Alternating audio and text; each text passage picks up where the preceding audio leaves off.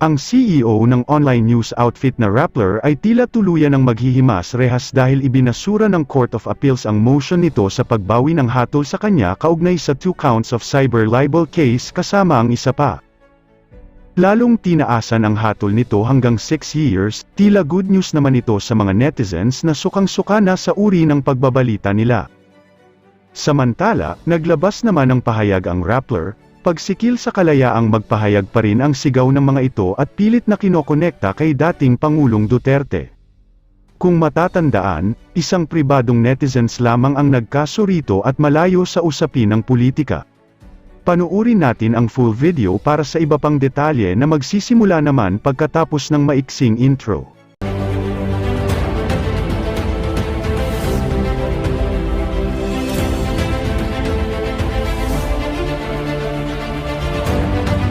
Ito kasi yung balita ganyan ng Abayas. CA upholds Maria Ressa ex-Rappler writers cyber libel conviction. What?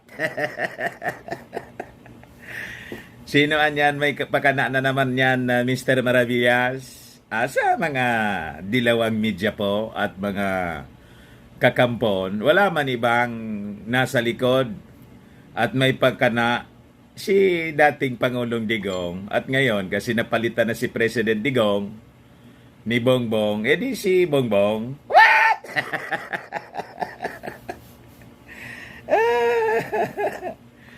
Yun po lagi ang automatic na yon. Kahit wala mang kinalaman, basta represyon at pagsikil mga kababayan sa malayang pamamahayag, ang laging suspect po yung dating administrasyon at ngayon si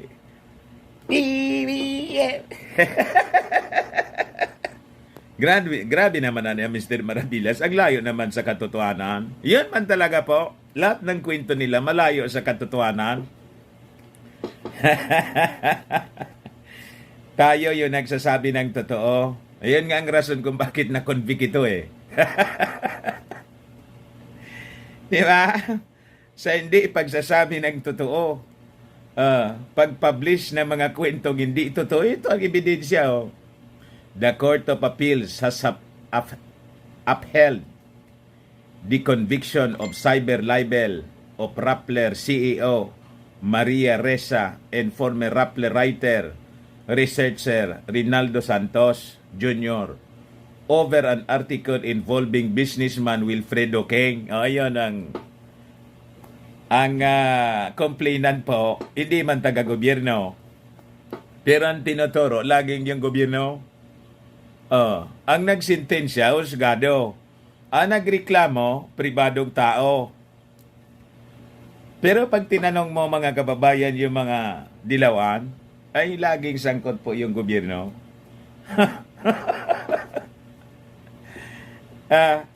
Pagsikil sa karapatan ng pamamahayag, malayang pamamahayag, laging ganon. Siguradong yung mga reactions nito ngayon, mamaya at saka bukas, ganon. While the CA ruling denied Ressa's appeal of her cyber libel, sabi rito po, cyber libel conviction, it also modified the sentence to 6 months. 1 day to 6 years in 8 months in 20 days, lalong humaba. Yan kasi, ang gawin kasi ninyo, magbagong buhay na kayo. Wala man walang pagbabago sa inyong buhay. Pati nga ako, yung Dante Talks po, dinamay nila sa mga ako hindi ko man pinapansin, bala din sila, di ba? Dahil sa issue ng history na chismis, sabi ni Ella, ayun, nirisbakan ako. Ako hindi man pikon, kaya itanong sabihin ninyong fake news ako, ang